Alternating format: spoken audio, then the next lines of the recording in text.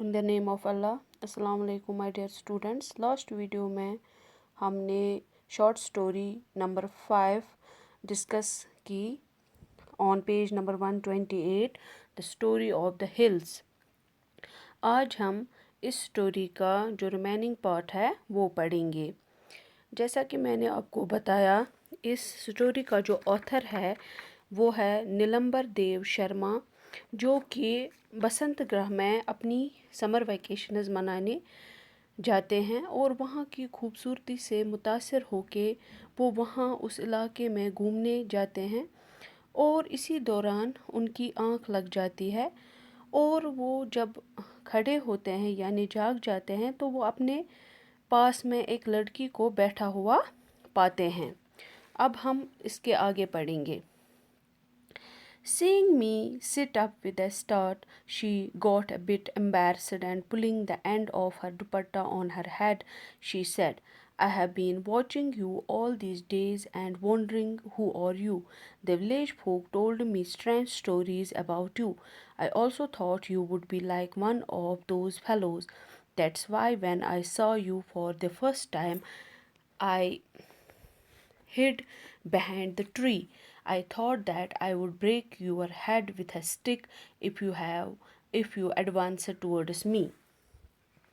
जब उस लड़की ने मुझे खड़ा होते हुए देखा, उसे शर्मिंदगी महसूस हुई और अपने सर पे दुपट्टा रखते हुए बोली, मैं आपको पिछले कुछ दिनों से देख रही हूँ और मैं हैरान हूँ कि आप कौन हैं।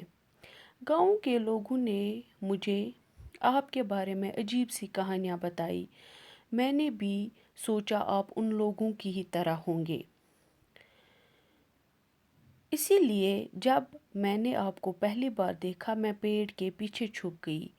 मैंने सोचा मैं आपका सर छड़ी से फोड़ दूंगी अगर आप मेरी तरफ आए। But why? I asked surprisingly. मैंने हैरानगी के साथ पूछा, लेकिन क्यों? ऐसा क्यों है कि तुम मुझे मारना चाहती थी? She felt a little awkward. I had heard that city people who come here are selfish, and since you are also from the city, I thought. But when I saw that you remain lost in yourself or walking around or writing, I thought you are some dash dash. उसे बुरा महसूस हुआ। मैंने सुना है कि जो शहर के लोग यहाँ आते हैं वो खुदगर्ज होते हैं और आप भी शहर से हैं, तो मैंने सोचा। लेकिन जब मैंने देखा कि आप अपने ही आप में गुम रहते हैं या इर्द गिर्द चलते रहते हैं या कुछ लिखते रहते हैं, मैंने सोचा कि आप कोई डैश डैश, यानी इसने बात काट दी। Madcap, I asked. Her already large eyes became even larger. She did not say anything but just nodded in affirmation. But who are you? मैंने बोला, आवारा या मजनू। उसकी पहले से बड़ी आँखें और बड़ी हो गई। उसने कुछ नहीं कहा लेकिन अपना सिर हिला के इस बात की तस्दीक की, यानी इस बात को मान लिया। उसने पूछा, लेकिन आप हैं कौन? A man from the city. मैंने बोला, मैं एक आदमी हूँ जो शहर से है। That I can see, but what is that you are writing? वो मैं भी देख सकती हूँ, लेकिन वो क्या है जो आप लिखते रहते हैं? Whatever comes to my mind. मैंने बोला, यानी ऑथर बोलते हैं कि मैंने बोला जो भी मेरे जहन में आता है मैं वो लिखता हूँ। She didn't seem to like this answer. She asked again, What have you written on that piece of paper? उसे मेरा यह जवाब पसंद नहीं आया। उसने फिर से पूछा, आप उस कागज़ के टुकड़े पे क्या लिखते रहते हैं? This is a story which I have written. अच्छा, ये एक कहानी है जो मैं लिखता हूँ, यानी मैंने जो लिखी है। Can you read it out to me? क्या आप ये मुझे पढ़ के सुनाएंगे? I smiled to myself. A little while ago she was ready to break my head, and now she is so full of talk. I did not tell her though what passed through my mind. मैं खुद से मुस्कुराने लगा. कुछ वक्त पहले ये मेरा सर फोड़ने वाली थी और अब ये बातें करना चाहती है. मैंने उसे नहीं बताया कि मेरे जहन में क्या चल रहा था, यानी मैं क्या सोच रहा था. I begin to read. There is the custom of Dohri in hilly regions. 10 years had passed since Santu Gadi's wife died. He could get another wife only if he gave a girl from his family into the family of his in-laws to be. But Santu had no one except Patu, his little niece, and who would inherit and take care of all his land and belongings after him. He had kept a woman, but she had also gone back to her people. Without a son, there would be no one after his death to keep the name of his family going.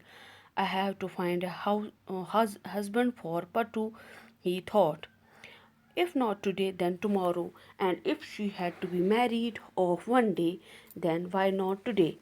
My home will become full of life again. Mastaram, the village lumbardar, is in need of a wife, and his sister is in need of a husband.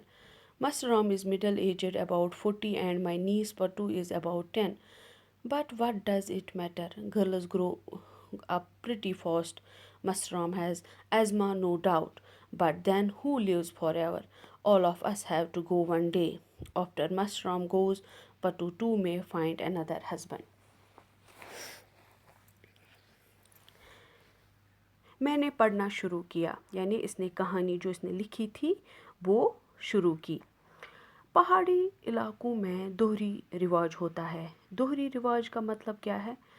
अगर कोई किसी घर से रिश्ता लेके आता है तो उसे उस घर में भी एक रिश्ता देना पड़ता है. यानी अगर कोई इंसान किसी घर में से कोई रिश्ता लाता है, यानी शादी उसकी वहाँ पे होती है, तो ज़रूरी है कि उसे अपने घर से भी एक रिश्ता उनके घर में देना पड़ता है.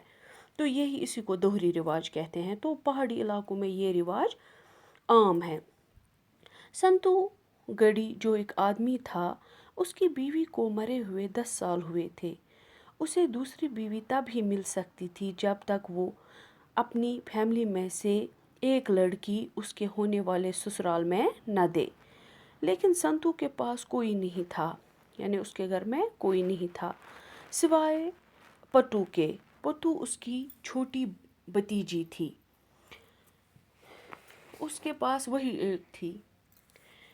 और इसके जाने के बाद, यानी संतू के जाने के बाद उसके ज़मीन और जायदाद का ख्याल कौन रखेगा, उसे इस बात की भी फिक्र थी.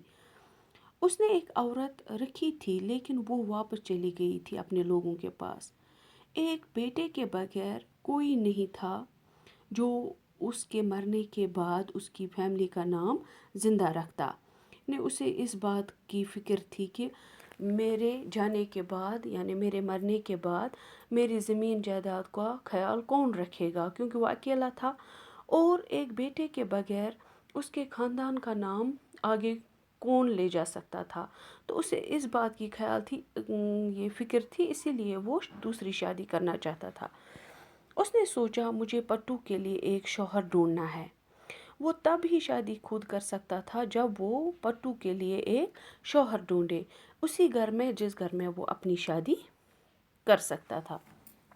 उसने सोचा मुझे पट्टू के लिए एक शौहर ढूंढना है, आज नहीं तो कल. अगर उसकी शादी कल को करनी ही है तो आज क्यों नहीं, मेरे घर में फिर से रौनक आएगी. वहाँ पे उसी गांव में मस्तराम एक आदमी था जो उस गांव का लंबरदार था, यानी सरपंच था. उसे भी बीवी चाहिए थी और उसकी बहन को एक शौहर. मस्तराम एक अधेड़ उम्र का आदमी था, उसकी उम्र 40 साल की थी और मेरी भतीजी पट्टू की उम्र 10 साल. लेकिन इसे क्या फ़र्क पड़ता है, लड़कियां जल्दी बड़ी हो जाती हैं, ये संतू सोच रहा था. اس میں کوئی شک نہیں تھا کہ مسترام کو استما ہے، یعنی اس کو استما کی بیماری ہے، لیکن پھر کون ہمیشہ کے لیے زندہ رہتا ہے؟ ہم سب کو ایک دن جانا ہے۔ مسترام کے جانے کے بعد، یعنی اس کے مرنے کے بعد، پٹو بھی ایک دوسرا شوہر ڈھونڈ لے گی۔ تو یہ سنتو سوچ رہا تھا کہ مجھے اب پٹو کے لیے ایک شوہر ڈھونڈنا ہے، تو اس جب وہ اس کے لیے شوہر ڈھونڈے گا تو پھر وہ اسی گھر میں اپنی شادی بھی کرے گا۔ تو اس گاؤں میں مسترام ایک آدمی تھا، اسے بیوی کی ضرورت تھی اور اس کی بہن کو شوہر کی ضرورت تھی، تو اسے لگا کہ یہ رشتہ دوہری کسٹم کے حساب سے ہو سکتا ہے۔ تو باقی سٹوری ہم انشاءاللہ کل ڈسکس کریں گے۔ اللہ حافظ۔